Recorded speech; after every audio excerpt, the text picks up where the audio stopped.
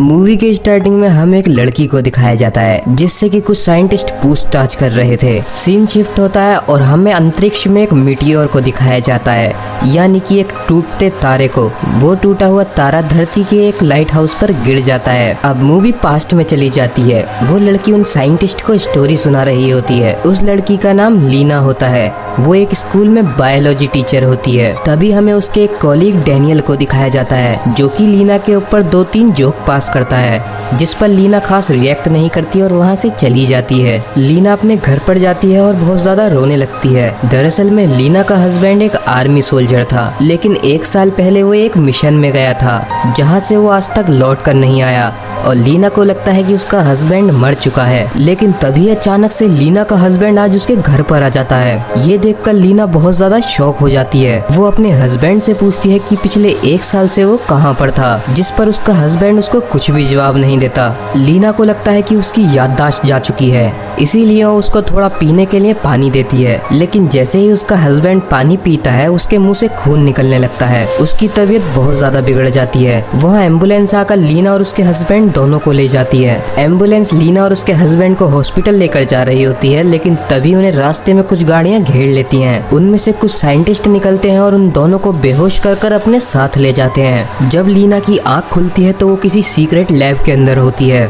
उसके सामने एक लड़की होती है जिनका नाम होता है doctor Ventress. Doctor Ventress Leena को बताती है कि उसे इसीलिए वहाँ लाया गया है क्योंकि वो एक मिशन पर काम कर रहे हैं। दरअसल में जो तारा उस लाइट हाउस पर गिरा था उसे गिरे हुए 3 साल हो चुके हैं और काफी बड़े एरिया में एक लाइट का घेरा बन चुका है और वो घेरा धीरे धीरे बढ़ता जा रहा है, जिसके कारण काफी सारी जमीन उस घेरे के अंदर जाती चली जा रही है। इस मूवी के अंदर उस घेरे को नाम दिया गया है शिमर और अब तक जितने भी सोल्जर्स को उस शिमर के अंदर भेजा गया है उनमें से कोई भी आज तक वापस लौट कर नहीं आया। और उस शिमर के अंदर जो जो लोग गए थे उनमें से ही एक इंसान था लीना का हस्बैंड, और वही एकमात्र ऐसा इंसान है जो कि शिमर से वापस निकल कर आया है। लेकिन उसके ऑर्गन फेल हो गए हैं, जिसके कारण उसकी तबीयत बहुत ज्यादा बिगड़ चुकी है। वो उनकी किसी भी बात का जवाब नहीं दे रहा होता। वहाँ पर लीना रात में वेंट्रेस के साथ साथ 2 और लड़कियों से मिलती है। दरअसल में ये तीनों मिलकर शिमर के अंदर जाने वाली हैं ताकि वो वहाँ से कुछ जानकारी ला सके। दरअसल में उन लोगों को भी पता है कि उस शिमर के अंदर से आज तक कोई भी बाहर नहीं आया है। अगर वो अंदर गई तो उनके बचने के काफी कम चांसेस हैं, लेकिन फिर भी वो अंदर जाना चाहती हैं क्योंकि वो तीनों ही किसी न किसी परेशानी से गुजर रही हैं। जैसे कि किसी को कैंसर है,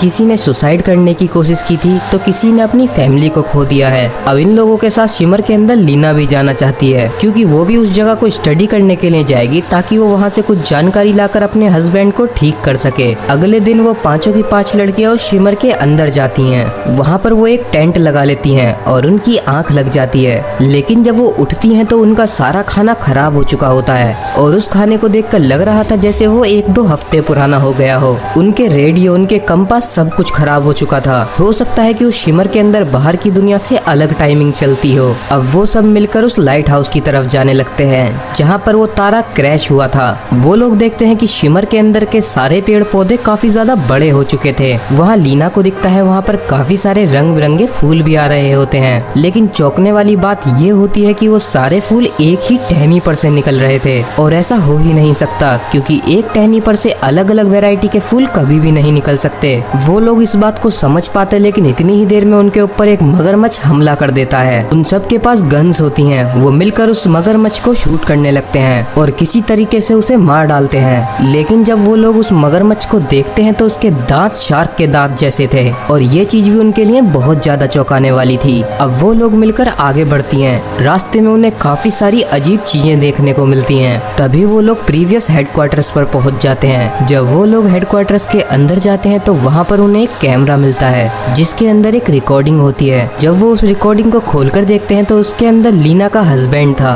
उस वीडियो के अंदर लीना का हस्बैंड अपने दोस्त का पेट चीर रहा होता है क्योंकि उसके पेट के अंदर एक सांप चल रहा होता है। जब वो आगे जाते हैं तो उन्हें मिलता है कि एक सोल्जर के सिर्फ टांगे बची हैं, उसकी बाकी की बॉडी पेड़ बन चुकी है। तभी हमें लीना के एक और फ्लैशबैक को दिखाया जाता है। ये टाइम होता है जब लीना का हस्बैंड उस मिशन पे जाने वाला था। उसने लीना को कुछ भी नहीं बताया था, लेकिन जब उसे पता था कि वो उस मिशन पर जाने के बाद जिंदा नहीं लौट कर आएगा तो उसने ये मिशन क्यों चुना। तभी हमें एक और फ्लैशबैक को दिखाया जाता है जहाँ पर लीना डैनियल के साथ सो रही होती है। यानी कि वो अपने हस्बैंड को चीट कर रही थी, उसका अपने कोलीग के साथ अफेयर चल रहा था और शायद ये बात लीना के हस्बैंड को पता चल गई थी। इसीलिए उसे पता होते हुए भी कि वो उस मिशन से लौट कर नहीं आएगा, तब भी उसने वही मिशन चुना। तभी अचानक से वहाँ पर एक अजीब सा दिखने वाला भालू आ जाता है। वो केसी को उठाकर वहाँ से ले जाता है। सुबह को वो सब केसी को ढूंढने के लिए निकलते हैं, लेकिन तभी उन्हें रास्ते में एक हिरण दिखता है जिसके सींगों पर पेड़ उग चुके थे और साथ ही में वो दो हिरण थे जो कि एक दूसरे की नकल कर रहे थे। जब वो आगे बढ़ते हैं तो उन्हें केसी की डेड बॉडी मिल जाती है जिसे उस भालू ने मार डाला था। वो लोग आगे बढ़ते हैं और वहाँ पर उन्हें इंसानों के जैसे बने हुए पेड़ दिखते हैं। जोजी जब उन चीजों को स्टडी करती है तो उसे समझ आ जाता है कि वहाँ पर हो क्या रहा है। इस चीज को समझाने के लिए मुझे आपको रिफ्रैक्शन को समझाना होगा। अगर कभी भी कोई लाइट किसी पानी के ऊपर पड़ती है तो वो बैंड हो जाती है, या फिर अगर किसी शीशे के ऊपर पड़ती है तो भी बैंड हो जाती है। अब आपको बताता हूँ मैं डीएनए के बारे में। डीएनए हर इंसान के अंदर पाया जाता है और हर जीव के अंदर। डीएनए एक ऐसी चीज होती है जो कि हर स्पेशीज को एक दूसरे से अलग बनाती है, लेकिन उस शिमर के अंदर लोगों के डीएनए रिफ्लेक्ट हो रहे हैं। इस चीज को आसान भाषा में समझने के लिए आप लोग समझ सकते हो कि वो एक दूसरे से अदला बदली कर रहे हैं। जैसे उस मगरमच्छ के अंदर रिफ्लेक्ट होकर शार्क के दांत आ गए होंगे, और जिस इंसान का पेट लीना का हस्बैंड काट रहा था उससे स्नेक के डीएनए रिफ्लेक्ट हो गए होंगे, इसीलिए सांप उसके पेट के अंदर पनपने लगा। अब ये चीज क्लियर हो चुकी है कि क्यों उस शिमर के अंदर से कभी भी कोई बाहर नहीं निकल पाया। वो लोग आगे बढ़ते हैं और रात बिताने के लिए घर में रुकने का डिसाइड करते हैं। वो घर बिल्कुल देखने में लीना के घर जैसा था। दरअसल में हो सकता है कि उस शिमर के अंदर रिफ्रैक्शन उनके दिमाग से भी खेल रहा हो, इसीलिए वो घर लीना को अपने घर जैसा दिखाई दे रहा था। अगर आप लोगों ने नोटिस किया हो तो उनमें से किसी को भी अभी तक भूख नहीं लगी थी, क्योंकि उनका सारा खाना तो खराब हो चुका था, और ये सब भी म्यूटेशन और रिफ्रैक्शन की वजह से ही हो रहा था। तभी लीना देखती है कि उसके डीएनए के अंदर भी रिफ्रैक्शन हो रहा है। उसके हाथ पर आन्या के हाथ का बना हुआ टैटू रिफ्रैक्ट हो रहा है। रात में वो सब सो रहे होते हैं, लेकिन रिफ्रैक्शन के कारण आन्या पागल हो जाती है। वो उनके ऊपर गन तान कर उन्हें शूट करने वाली होती है, लेकिन तभी उसे केसी के चिल्लाने की आवाजें आने लगती हैं। लेकिन उसे तो भालू ने मार दिया था। जब वो केसी की आवाज का पीछा करती है तो वो देखती है कि केसी की आवाज उस भालू के मुंह से निकल रही थी। दरअसल में जब केसी को उस भालू ने खाया होगा तो उसके अंदर भी रिफ्रैक्शन हो गया था। वो भालू आन्या को भी मार डालता है। तभी लीना किसी तरीके से अपने हाथ खुलाकर उस भालू के ऊपर शूट कर देती है। वेंट्रेस वहाँ से अकेली ही लाइट हाउस की तरफ चली जाती है। लीना और जोजी मिलकर सुबह होने का इंतजार करने लगती हैं। सुबह को हमें पता चलता है कि जोजी के ऊपर भी प्लांट से म्यूटेशन हो गया है। वो भी धीरे धीरे एक पेड़ के अंदर बदल रही होती है, और देखते ही देखते कुछ टाइम बाद जोजी भी एक प्लांट में बदल जाती है। अब लीना अकेली ही लाइट हाउस की तरफ बढ़ने लगती है। वहाँ वो बीच पर पहुँच जाती है, जहाँ पर उसे ग्लास के बने हुए पेड़ दिखते हैं। दरअसल में पानी और सैंड से ही ग्लास बनता है, और वहाँ पर समुद्र और सैंड दोनों था, इसीलिए वो सारी चीजें पेड़ से रिफ्रैक्ट हो गई होंगी और वहाँ के पेड़ ग्लास के बन गए होंगे। अब आखिरकार लीना लाइट हाउस के अंदर पहुँच जाती है। वहाँ उसे दिखता है कि एक इंसान की जली हुई लाश पड़ी हुई है और उसके सामने कैमरा लगा हुआ था।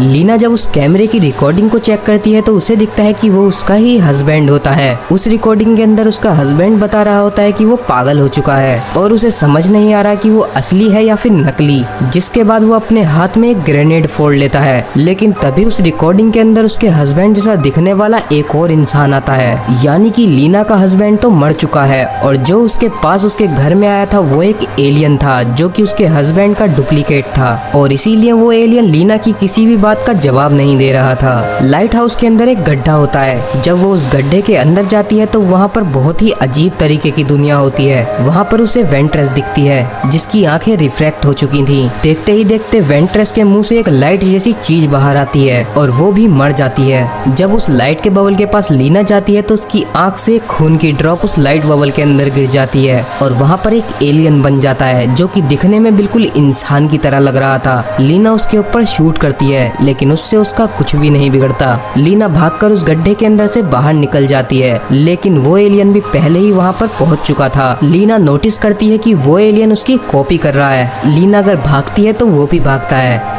लीना अगर गिरती है तो वो भी गिरता है। इसी चीज का फायदा उठाकर लीना उसके हाथ में एक ग्रेनेड पकड़ा देती है, लेकिन जैसे ही लीना उसको छूती है वो एलियन बिल्कुल हूबहू लीना जैसा बन जाता है। अब लीना किसी तरीके से उसके हाथ में उस ग्रेनेड को खोल देती है और लाइट हाउस से बाहर निकल जाती है। उस ग्रेनेड से एलियन का कुछ भी नहीं बिगड़ता, लेकिन उसके हाथों में आग लग जाती है और जब वो एलियन लाइट हाउस के अंदर इधर उधर घूमता है तो वहाँ पर सारे में आग लग जाती है। देखते ही देखते वो सारी जगह जलने लगती है, साथ ही में वो बबल जैसा दिखने वाला शिमर भी गायब हो जाता है। यानी कि अब सारी चीजें ठीक हो चुकी थी। अब हमें प्रेजेंट का टाइम दिखाया जाता है जहाँ पर लीना उन सबको ये स्टोरी सुना रही थी। लीना की बातों पर वो साइंटिस्ट यकीन ही नहीं कर रहे थे, क्योंकि वो बोलते हैं कि लीना को वहाँ गए हुए 4 महीने हो चुके थे और उनके पास सिर्फ 2 हफ्तों का ही खाना था, तो वो 4 महीने तक कैसे जिंदा रही। वो साइंटिस्ट लीना को बताते हैं कि जैसे ही वो जगह जली थी तो उसका हस्बैंड भी बिल्कुल ठीक हो गया था, लेकिन लीना को तो पता होता है कि उसका हस्बैंड भी एक एलियन है, लेकिन फिर भी वो उससे मिलने के लिए जाती है और उसे गले लगा लेती है। फिर हमें लीना की आंखों को दिखाया जाता है जो कि चमकने लगती हैं, यानी कि लीना भी एक एलियन बन चुकी है और यहीं पर ये मूवी खत्म हो जाती है।